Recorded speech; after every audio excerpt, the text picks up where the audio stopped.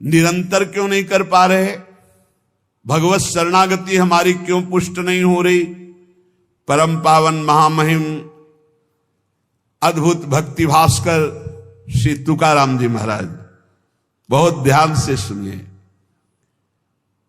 माझे मज कलोम येती अवगुण, काय करूं मन अनावर, आता मा डूबा राहे नारायण, दया सिंधुपणा साच करीम। वाचा वदे परा करणे कठिन, इंद्रियाम अधीन झालो देवा, तुका महणे जैसा तैसा तुझा दासा, न धरी उदास माय बापा। श्री तुकाराम जी कह रहे हैं इतने दुर्गुण अंदर हैं, क्या करूं, बस नहीं चलती। हे पांडुरंगा नारायण, हमारे और आपके बीच में बहुत दुर्गुण है ये। मैं आपकी तरफ आना चाहता हूं, मेरे हृदय में इतने दुर्गुण हैं, आप तक पहुंचने नहीं दे रहे। पर आप दया सिंधु, सत्य कर दिखाओ अपना नाम।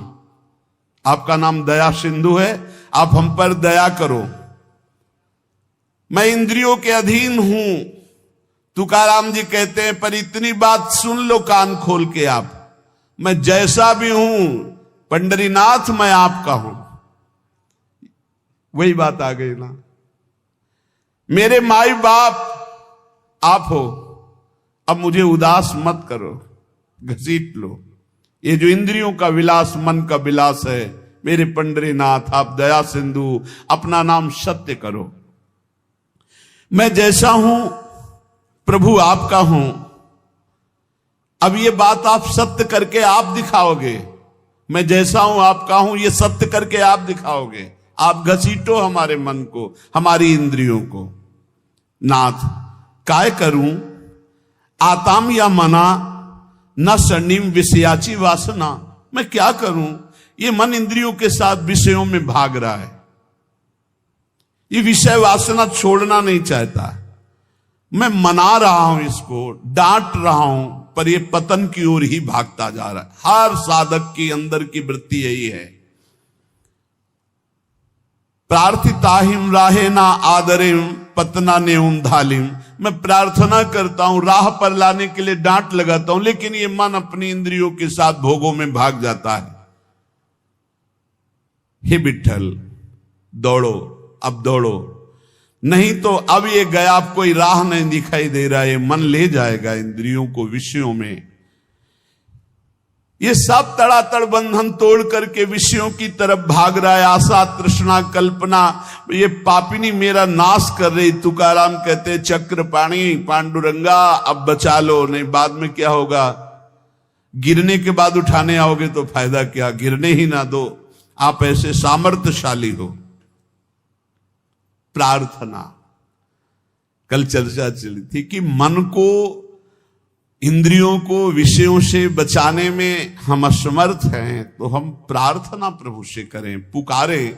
जैसे गोस्वामी जी कल कह रहे थे कि हौ हार्यो करि जतन, विविधि विधि अतिशय प्रबल अजय, तुलसीदास बस होई तबे जब प्रभु पेरक बरजय। हे नाथ मैं हार गया हूं, बहुत उपाय करके ये बस में नहीं हो रहा। आप डांट दो मन को, ये विषयों की तरफ ना जाए, आपके चरणों की तरफ जाए।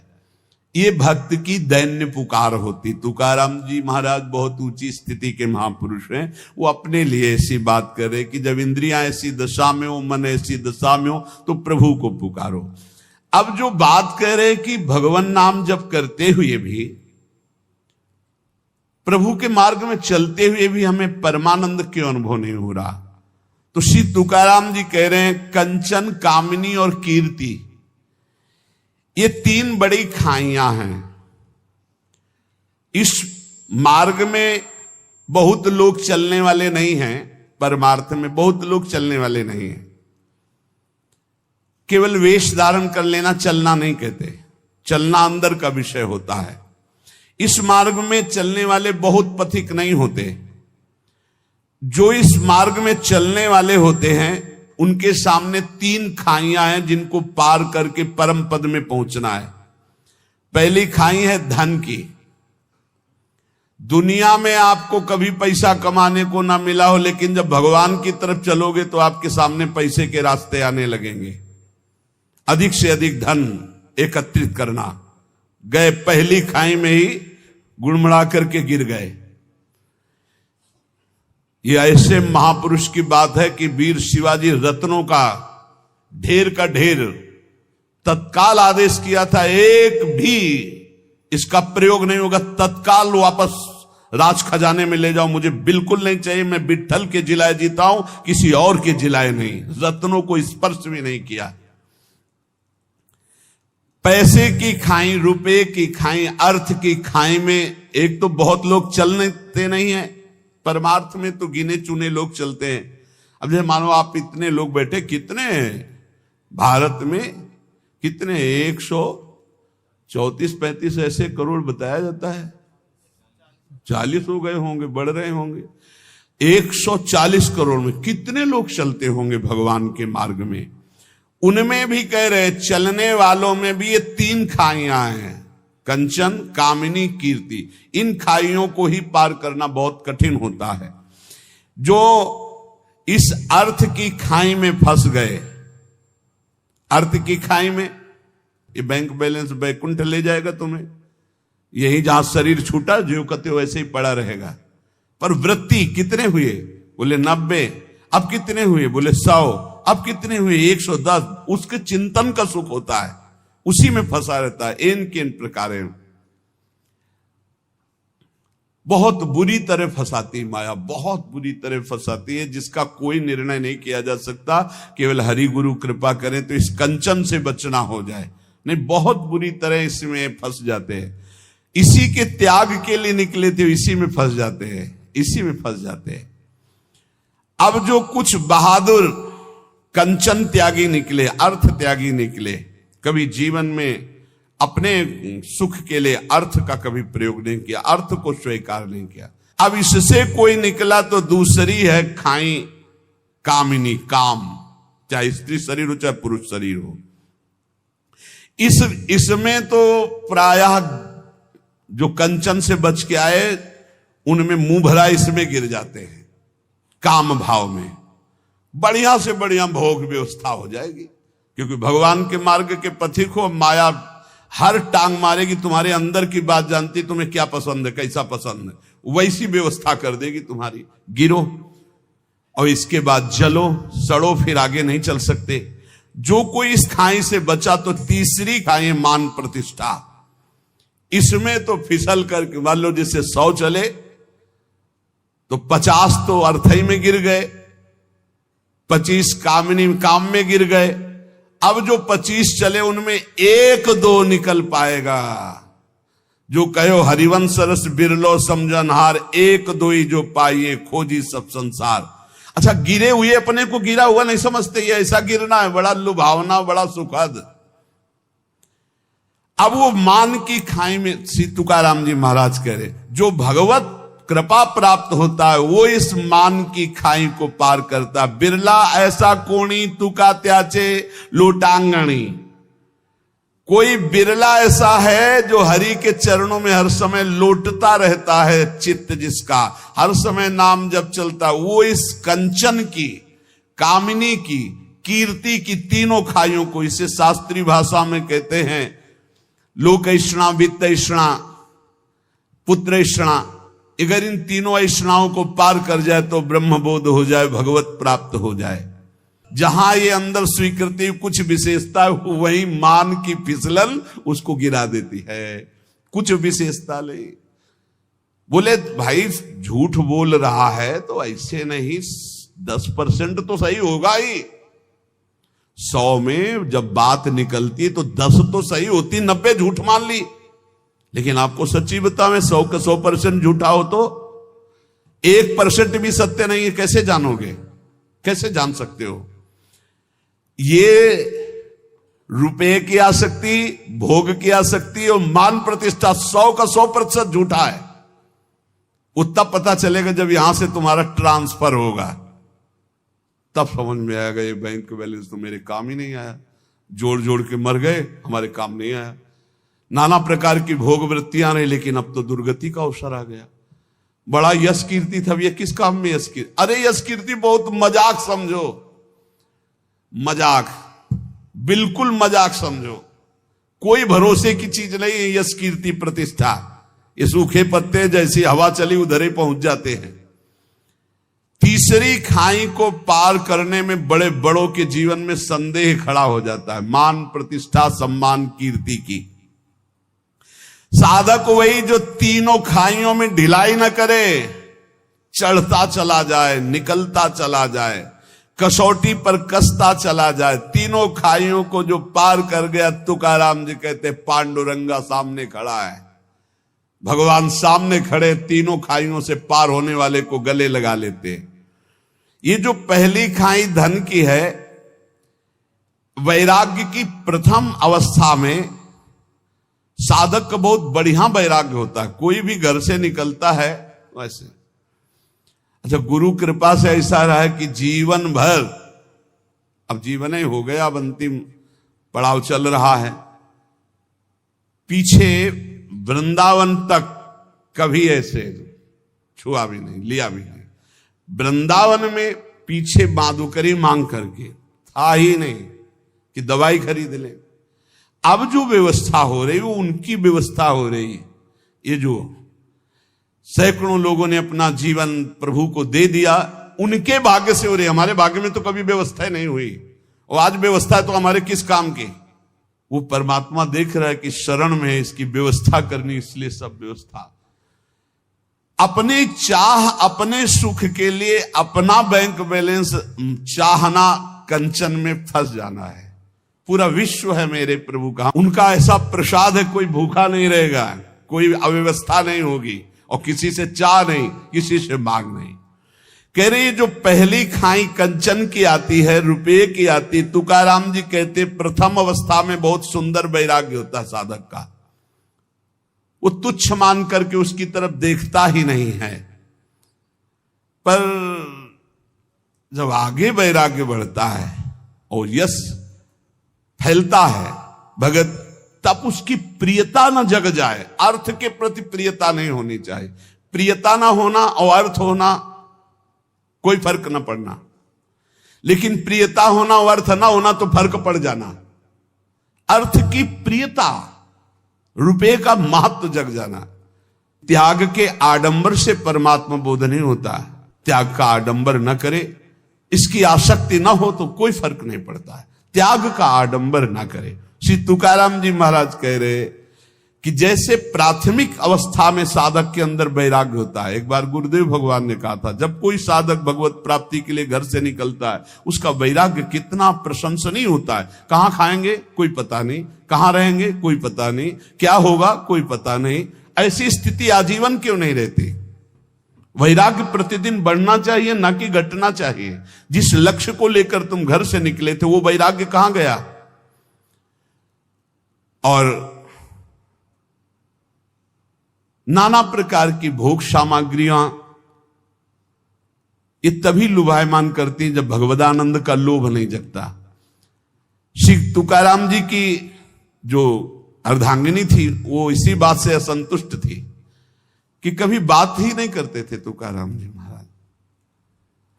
दिन भर निकल गए, 2-3 पर्वत थे, उनमें एकांत में बैठे राम कृष्ण हरि राम कृष्ण हरि। रात खाने की भी व्यवस्था नहीं, रात में आए ध्यानस्थ होकर विराजमान है। ना कहीं कंचन में लगाओ, न कहीं कामिनी में लगाओ। अभंग रचे थे जो बहुत महिमा, वो इंद्राणी में डुबो दिए थे। इतने यश के रहित भाव वाले, कहीं सुसुख वांछा नहीं। भंडारा नाम पर्वत पर ये चले जाते और पूरे दिन अंधेरे तक बस मंजीराएं बज रहे, तालियां बज रही, वाद्य बजाते हुए राम कृष्ण हरि राम कृष्ण हरि राम कृष्ण हरि। एकांत में यदि कोई भगवत साक्षात्कार पाना चाहता है तो तुकाराम जी कहते एकांती लोकांती स्त्रियांसी न भाषण, प्राण गेला जान करूं नए। साधक को इतनी दृढ़ता कर लेनी चाहिए कि एकांत में कभी विपरीत शरीर के पास बहुत देर तक ना रहे, नहीं तो गिर जाएगा, पक्का गिर जाएगा, चाहे जितना संयमी साधक हो। कह रहे प्राण गेला जान करूं नए, प्राण त्याग सकता हूं लेकिन एकांत में कभी माई बहन के साथ नहीं बैठ सकता। तुकाराम जी कह रहे साधक में इतनी दृढ़ता होनी चाहिए कि उसका वैराग्य इतना दृढ़ होना चाहिए कि चाहे प्राण निकल जाए पर मैं कभी ऐसा गलत, ऐसा दृढ़ निश्चय होना। और इसके लिए बहादुर न बने, डरता रहे, यही डर ही डर हरिवंश हित, डरता रहे। ना जानो छिनंत कवन बुद्धि घटई प्रकाशित, छुट चेतन जु अचेत तेउ मुनि भय विश्वासित, पारासर सुरेंद्र कलप कामिनी मन फंद्या, परिवदेह दुख द्वंद कौन क्रम काल निकंद्या, यही डर हरिवंश हित, जिनो भ्रमय गुण सलिल पर, जी नामन मंगल लोक त्यों सुहरिपद भजु न विलंब करे।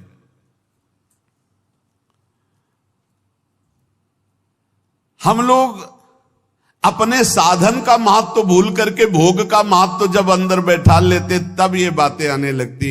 छुप छुपा कर देखना, छुप छुपा करके उसका मनन करना, ये सब नष्ट कर देता है। वैराग्य शिखामणि, अग्निस्वरूप तुम्हारा वैराग्य हो। कभी एकांत में विपरीत आकर्षण वाले शरीरों का संग कभी न करे, नहीं बहुत बुरा पछाड़ खाकर गिर जाओगे। चाहे जितने बड़े जितेंद्रिय बलवान इंद्रिय ग्रामो विद्वानम अपि कर्षति, इंद्रियां बड़ी बलवान है, वो कभी भी भ्रष्ट कर सकती है। इसलिए बचते रहो, भागते रहो, डरते रहो।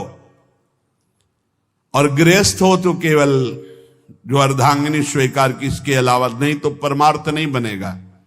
जिसको अपना उद्धार चाहना है, जिसको अधोगति अपनी नहीं करनी है, इन बातों को साधक बड़े ध्यान से सुने। रात दिन भगवान के चिंतन में डूबना है तो अर्थ को एकत्रित करना और स्त्री संभाषण, एकांत आदि मिलन, बैठना, बात करना, ये सब छोड़ दे। ये मन बड़ा चंचल, थोड़ी देर लड़ पाओगे, इसके बाद फिर भ्रष्ट कर देगा, गिर जाओगे, फिर नहीं उठ पाओगे। जहां गिरना शुरू हो जाता है तो वो असमर्थ हो जाता है, उसकी हिम्मत खत्म हो जाती है। एक बार भंडारा पर्वत पर नाम कीर्तन में मगन थे श्री तुकाराम जी महाराज। और जब कीर्तन करने के लिए वो जाया करते थे, इतना सुंदर रूप, जो भगवत भजन करने वाले होते उनमें एक लावण्य जागृत होता है, भागवतिक।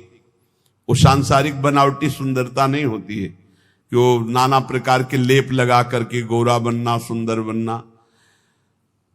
तो एक नवयुवती रोज देखती थी तुकाराम जी को, चरणों में नूपुर बांधे पर्वत, भंडारा पर्वत की तरफ जाते और एकांत में खूब नाच नाच के भगवान को रिझाते, कीर्तन करते। वो अपने मन को नहीं रोक पाई, मानो भगवान परीक्षा ले रहे हो। जब वो आंख मूंद कर राम कृष्ण हरि जय जय राम कृष्ण हरि निवेदन किया जाकर, दंडवत, दूर से ही दृष्टि गई, देखा उसकी भावभंगियों को। नेत्रों से देखने से ही पता चल जाता है तुम किस भाव से देख रहे हो।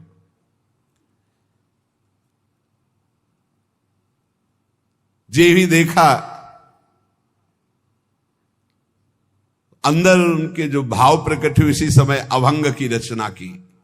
स्त्रियांचा तो संग ना को नारायणा, काष्ठाया पाषाणा मृत्युकेच्या, नाठवे हा देव ना घड़े भजन, लांचावले मन आवरेना। दृष्टि मुखे मरण इंद्रियांचे द्वारे, लावण्य ते खरे दुख मूल, तुका मेहणे जरी अग्नि ज्वाला, साधु तरी पावे बांधुम संघटे हो। नारायण, ये कौन सी लीला? हम तो काठ और पत्थर की और मिट्टी की भी स्त्री का स्पर्श नहीं कर सकते, आपने तो साक्षात भेजा है, किसी और से बात नहीं कर रहे। मुझे पता है कि आप मेरे कीर्तन और यश पर ये प्रश्न खड़ा करना चाहते हो। पांडुरंगा, आप भी जानते हैं कि आपके भजन का बाधक स्वरूप क्या है।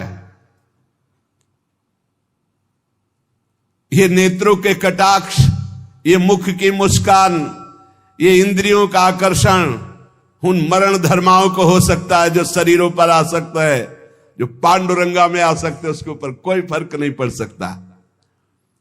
ये लावण्य का आकर्षण दुखों का मूल है। तुकाराम जी कहते हैं कि यदि एक तरफ स्त्री हो एक तरफ आग हो और साधु को कहा जाए किसका स्पर्श करोगे तो आग का स्पर्श कर लेगा, आग में जलना स्वीकार कर लेगा, लेकिन पराई माता बहनों की तरफ गंदी दृष्टि गंदी भावना नहीं। इसलिए हे पांडुरंगा बचाओ।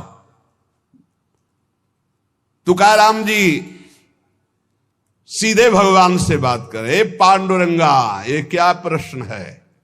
और उससे कहा पराविया नारी रखुमाई समान हे गेले नेमुन ठाइन चिंची।